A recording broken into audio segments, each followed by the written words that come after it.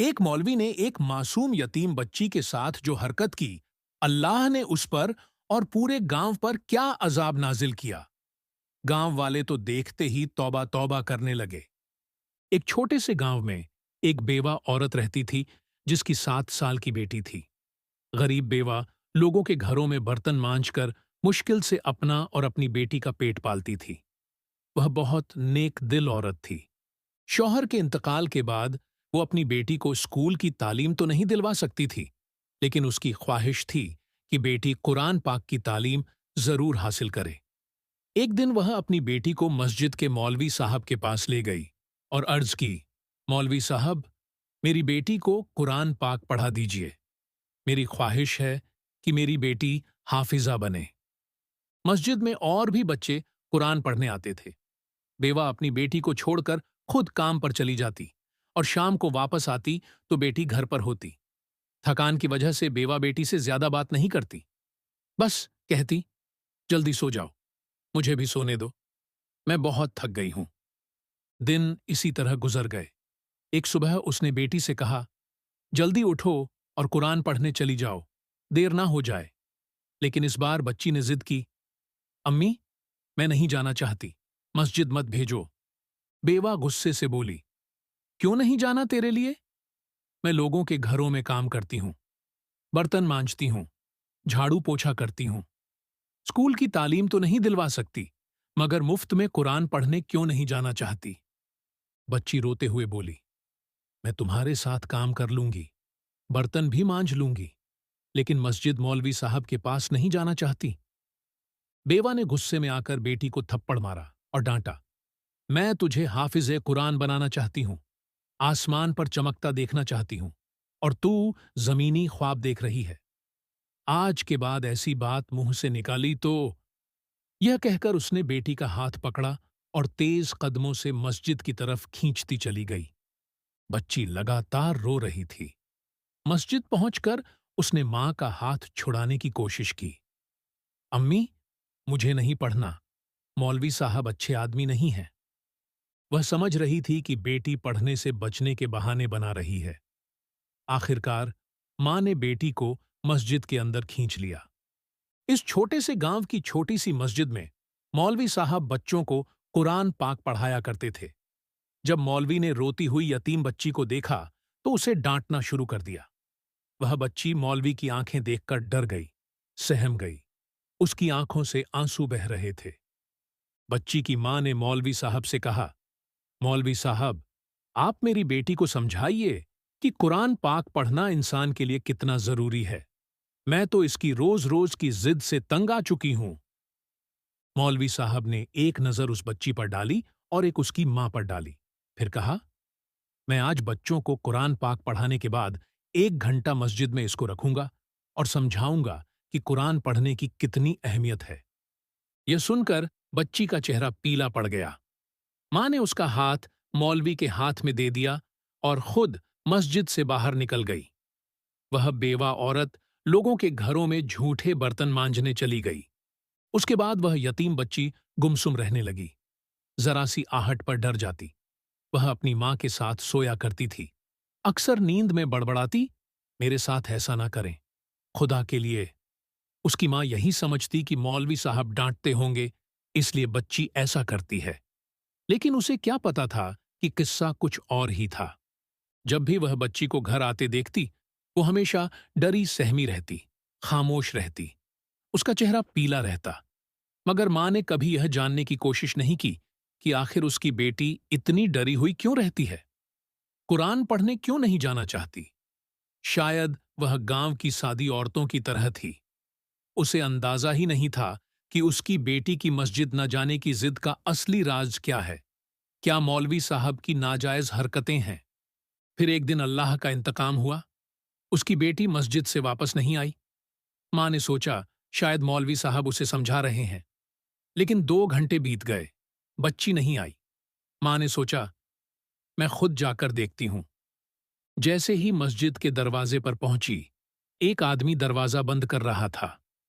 उस औरत ने पूछा, मेरी बेटी अभी तक घर क्यों नहीं आई? उस शख्स का चेहरा उड़ा हुआ था। उसने कहा, आपकी बेटी? वह तो मेरे सामने ही चली गई थी। मां का दिल धक से रह गया। नहीं, तुम्हें कोई गलत फहमी हुई है। मौलवी साहब मेरी बेटी को समझाते होंगे।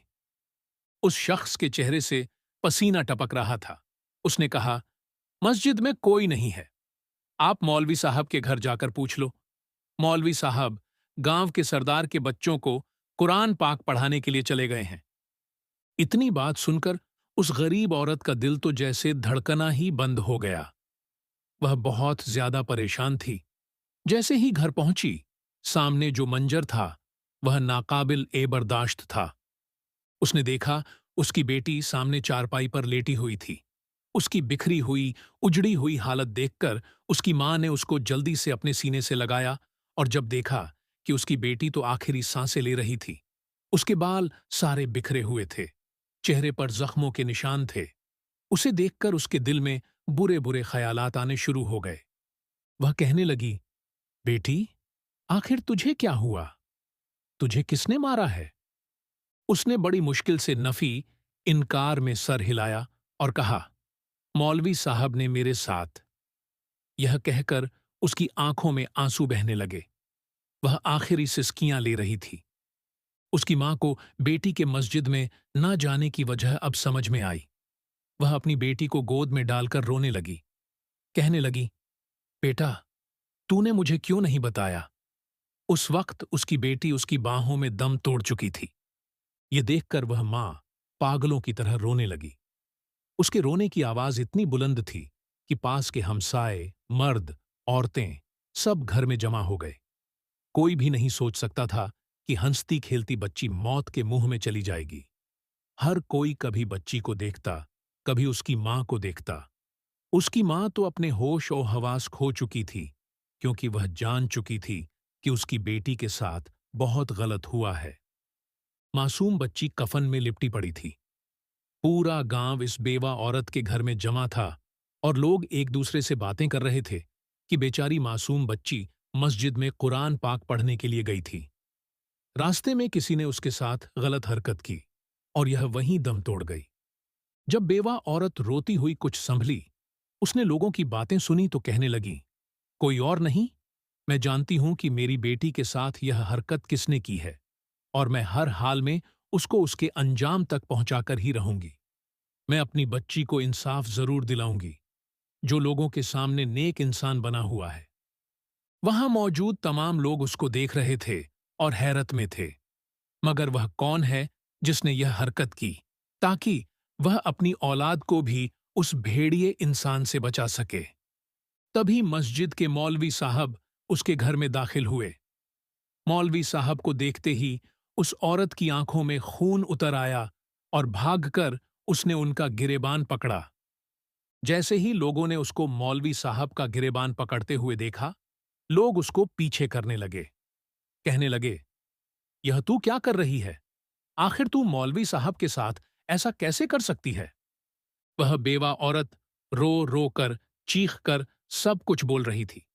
वह यही कह रही थी, इसने मेरी बेटी को मार दिया, इसने ज्यादती का निशाना बनाया और फिर मरने के लिए छोड़ दिया। अगर मुझे पता होता कि यह ऐसा भेड़िया है जो मेरी बेटी को नोच नोच कर मार डालेगा, तो मैं अपनी बेटी को कभी भी इसके पास कुरान पाक पढ़ने के लिए ना भेजती। वहां मौजूद लोग मौलवी साहब की तरफ भी देखते और कभी इस बेवा औरत की बातें सुनते।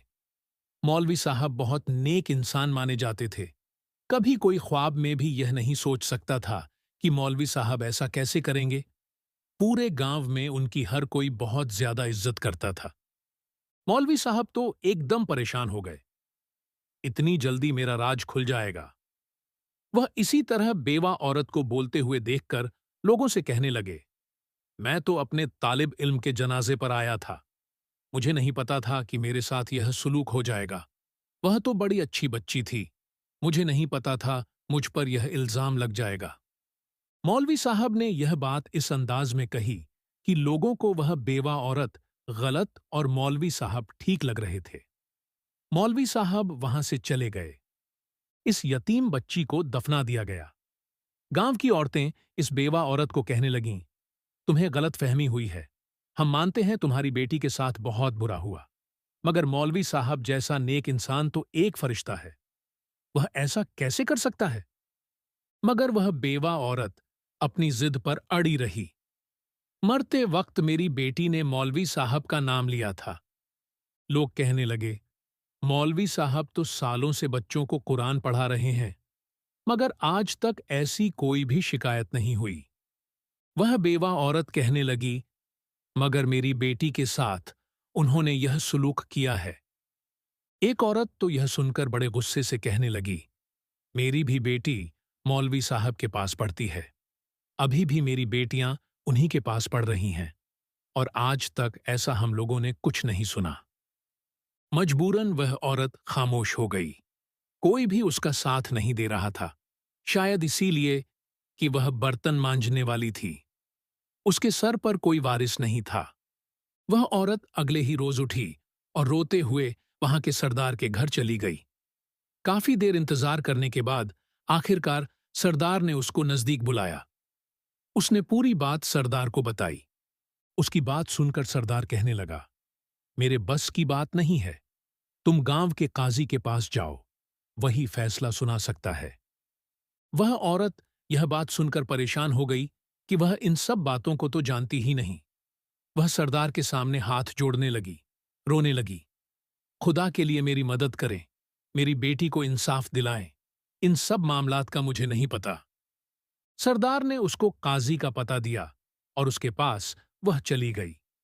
जाकर पूरी बात बताई तो काजी कहने लगा, मामले की तह तक जाने के लिए तुम्हें कुछ पैसे देने पड़ेंगे। वह औरत कहने लगी, पैसों की आप फिक्र ना करें, आपको जितने चाहिए होंगे उतने ही पैसे लाकर दूंगी।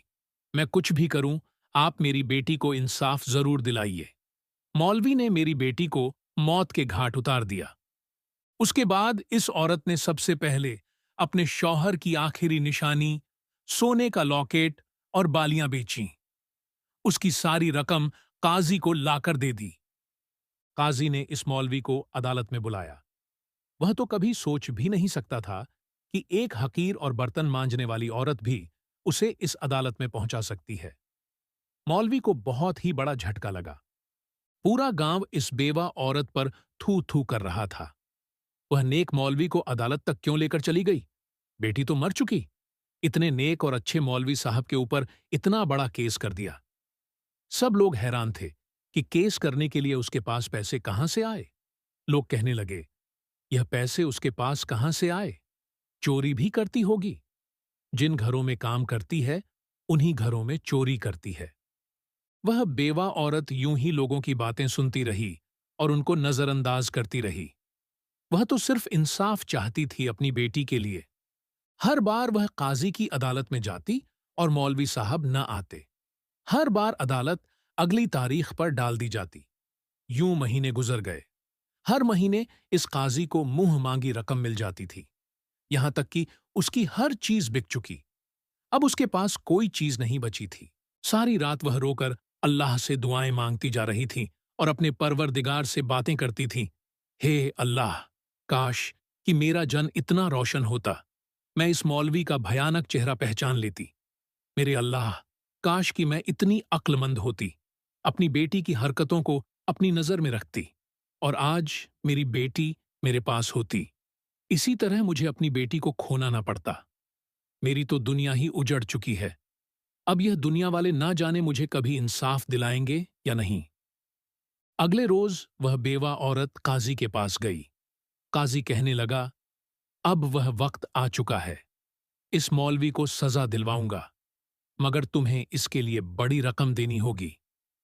थोड़ी देर के लिए तो वह बेवा औरत सोच में पड़ गई, क्योंकि अब उसके पास सिवाय घर के कुछ नहीं था। वह काजी कहने लगा, अब हर हाल में वह फांसी पर चढ़ जाएगा। उस काजी ने बहुत यकीन दिलाया और कहा, हां, उसके लिए मुझे डबल रकम की जरूरत पड़ेगी, और देखना फैसला कैसे छुटकियों में होता है। तुम देख लेना किस तरह लोग इस मौलवी को घसीट कर इस अदालत में लेकर आएंगे और तुम्हारे कदमों में इस मौलवी का सर रखेंगे। यह सुनकर इस बेवा औरत को बहुत ज्यादा तस्कीन मिल रही थी। वह कहने लगी, ठीक है, मैं सुबह आपको रकम लाकर दूंगी।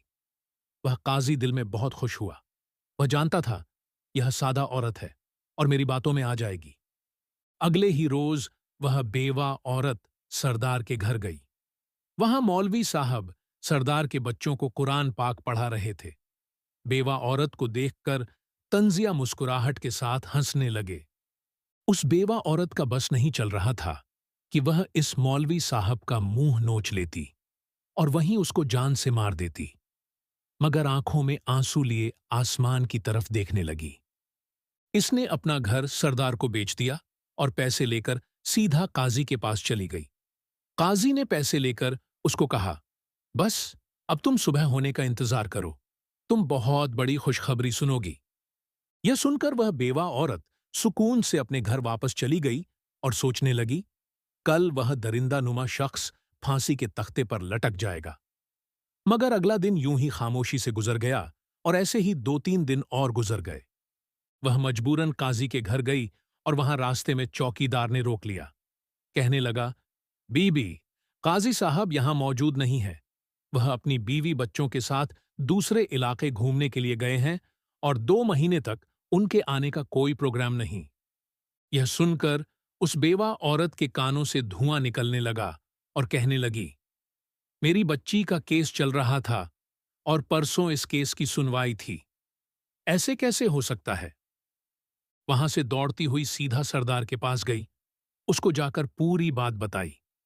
सरदार बड़ी ही अजीब नजरों से इस बेवा औरत को देख रहा था। कहने लगा, तुमने तो कब से इस केस को बंद करवा दिया। यह खुद ही देख लो, तुम्हारे दस्तखत भी मौजूद हैं। तुमने तो गलती से मौलवी साहब के ऊपर इल्जाम लगाया था। इसके बाद तो तुमने केस वापस ले लिया, इसीलिए अब तुम्हारा केस बंद हो चुका है। यह सुनकर उस बेवा औरत के पैरों तले से जमीन निकल गई। अचानक एक मुलाजिम आया और उसको धक्के देकर वहां से निकाल दिया। कितनी देर तक वह जमीन पर दाढ़े मार मार कर रोती रही। वह ऐसे कानून का जनाजा निकाल रही थी। यह कानून तो सिर्फ अमीर लोगों के लिए होता है, गरीबों के लिए तो सारे असूल बनाए जाते हैं। रो रो कर बुरा हाल कर रही थी। उठकर खड़ी हुई और कहने लगी, तुम लोगों ने तो मेरे साथ इंसाफ नहीं किया, मगर अपनी बच्ची को मैं खुद ही अब इंसाफ दिलवाऊंगी। यह कहकर सीधा अपने घर गई, चाकू को उठाया और मौलवी साहब के घर चली गई। मौलवी साहब के घर का दरवाजा खुला हुआ था। वह बहुत ज्यादा गुस्से से मौलवी साहब के घर गई। मौलवी साहब की बीवी घर में मौजूद नहीं थी। मौलवी साहब उस औरत को देखकर घबरा गए, क्योंकि वह बहुत ज्यादा गुस्से में थी। उसके हाथ में चाकू भी था। वह एक शेरनी बनी हुई थी। जैसे ही इसने मौलवी साहब के ऊपर हमला किया, मौलवी साहब ने उसका हाथ पकड़ा और एक जोरदार थप्पड़ उसके मुंह पर मार दिया। मगर उसने हिम्मत न हारी और यूं ही मौलवी साहब के साथ लड़ती रही। उनको कहती रही, तूने ही मेरी बेटी को मारा है। तू एक इंसान नहीं, तू एक दरिंदा है। लोगों के सामने तू फरिश्ता बना फिरता है, मगर अल्लाह पाक ने तुझे औलाद जैसी नेमत से नहीं नवाजा। तू बेऔलाद है और बेऔलाद ही रहेगा। इतना कहकर उस बेवा औरत ने मौलवी साहब के बाजू पर चाकू मार दिया। उनके बाजू से खून निकलना शुरू हो गया। यह देखकर मौलवी बहुत ज्यादा गुस्से में आ गया। उन्होंने पूरी ताकत से बेवा औरत को थप्पड़ मारने शुरू कर दिए। वहीं चाकू उससे पकड़कर उसके सर पर वार करने शुरू कर दिए। वह सारी खून से भर चुकी थी। उसके सर से खून बह रहा था। वह कमजोर और बेवा औरत अपने आप को बचाने के लिए मौलवी को नोच रही थी, मगर उस मौलवी ने इस बेवा और कमजोर औरत को बेबस करने के लिए वही सब कुछ उसके साथ किया जो उसकी बेटी के साथ किया था। इस मौलवी ने इस बेवा औरत को भी ज्यादती का निशाना बनाया और फिर किसी फिजूल चीज की तरह घर से बाहर फेंक दिया। वह बेहोश हो चुकी थी। जब होश में आई तो उसका जहनी तवाजुन बिगड़ चुका था। दुनिया की कोई होश और हवास नहीं थी। उसे पहले बेटी की मौत का गम, गुर्बत का सितम, काजी की अदालतों के चक्कर ने उसे जलील कर दिया था। उसकी हर चीज बिक चुकी थी, मगर अब वह पागल हो चुकी थी। मारी मारी गलियों में फिरती रहती, लोगों के घरों के दरवाजे बजा बजा कर उनको कहती, देखना, तुम लोगों ने मुझे इंसाफ नहीं दिलवाया, मेरी मदद नहीं की, मेरी बच्ची मर गई। तुम लोगों ने मुझे इंसाफ नहीं दिलाया, अब अल्लाह ही मेरा इंसाफ करेगा। तुम लोगों ने तो मेरा साथ ही नहीं दिया। पहले तो लोग उसकी बातें सुनकर शर्मिंदगी महसूस करते और दुख करते। लोग उसको खाना भी दे दिया करते थे। मगर आहिस्ता आहिस्ता जब उसकी आहें और बद्दुआएं बढ़ती गईं, तो लोगों को उस पर गुस्सा आना शुरू हो गया। उन्होंने उसको थप्पड़ मारने शुरू कर दिए। वह भूखी प्यासी दर दर भटकती रहती और एक रोज वह बेवा औरत कचरे के ऊपर मरी हुई मिली। लोगों ने तरस खाकर उसको दफना दिया। मौलवी साहब को तो उसकी मौत का जरा भी दुख ना हुआ। जिस रोज इस बेवा औरत को दफना दिया गया, उसको दफन करने के बाद उस गांव में बहुत शदीद किस्म का जलजला आया। इस जलजले से जमीन पर बहुत गहरी दरारें पड़ रही थीं। लोग अस्तगफिरुल्लाह अस्तगफिरुल्लाह करते हुए घरों से बाहर निकले। मगर तभी उन्होंने मौलवी साहब के घर से चीख पुकार की आवाज सुनी। उनकी बीवी चीख रही थी, चिल्ला रही थी। लोग दौड़ते हुए उसके घर पहुंचे। जब लोगों ने देखा तो लोगों की रूह कांप गई। लोग थर थर कांपने लगे, तौबा तौबा करने लगे। मौलवी साहब के घर में एक बहुत बड़ी दरार बन चुकी थी। इसमें मौलवी साहब फंसे हुए थे। उनका पूरा जिस्म छलछले से फटने वाली जमीन में धंस चुका था और सिर्फ उनका चेहरा नजर आ रहा था, और वह चेहरा एक बदशक्ल जानवर की शक्ल का बन चुका था। यह देखकर लोगों ने चीखना चिल्लाना शुरू कर दिया। लोगों ने बहुत ज्यादा हिम्मत की कि इस मौलवी को जमीन से बाहर निकालें। जमीन एक मर्तबा फिर हिली और वह दरार तंग हो गई। खून इस दरार से बाहर निकलता हुआ आ रहा था और देखते ही देखते मौलवी साहब इस दरार में गायब हो गए। इस मंजर को देखकर लोग और डर गए और सहम चुके थे। यह वाकया अखबार में भी छापा गया और मुख्तलिफ किताबों में भी लिखा गया। यह मंजर देखकर लोग समझ चुके थे कि यह इस बेवा औरत की बद्दुआ थी और मौलवी साहब पर अल्लाह का अजाब था। न जाने इस यतीम बच्ची के साथ क्या क्या किया था, जिसकी वजह से अल्लाह का उन पर अजाब आया। मौलवी साहब लोगों के सामने एक फरिश्ता बने हुए थे, मगर वह अल्लाह के अजाब से न बच सके। अस्तगफिरुल्लाह। प्यारे नाजरीन, अपने बच्चों का ख्याल रखा करें। वह कहाँ जाते हैं और उनको पढ़ाने वाले कैसे हैं? हम हर किसी की बात नहीं कर रहे। कुछ लोग ऐसे होते हैं जिनकी हरकतों को बच्चे महसूस करते हैं। आपका बच्चा आपसे शायद कुछ कहना चाहता हो जो अपनी जुबान से बयान नहीं कर पाता। हम उम्मीद करते हैं कि इस वाक्य से आपको जरूर कोई ना कोई सबक हासिल हुआ होगा। आज हम सब मिलकर अपने बच्चों की इज्जत की हिफाजत की दुआ करेंगे।